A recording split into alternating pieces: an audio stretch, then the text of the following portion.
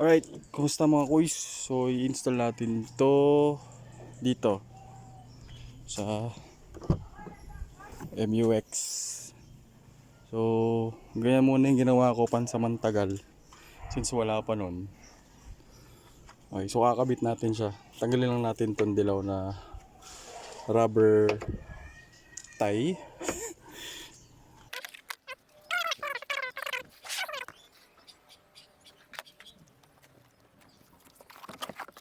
Ay, so kakabit na natin to.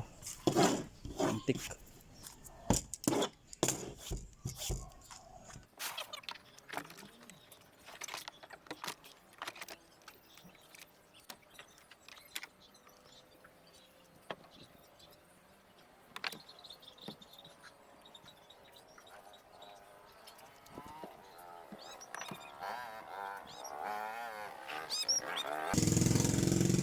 Okay, so ito siya. Ganyan.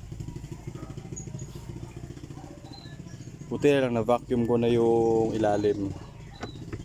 Kaya okay na siya. So yung dalawang bilog pala na yun para dito sa strap. So ilalagay ko na rin yung link kung saan ko nabili to sa Shopee. Direct link sa video description. So ayun. Please like and subscribe. Bye bye.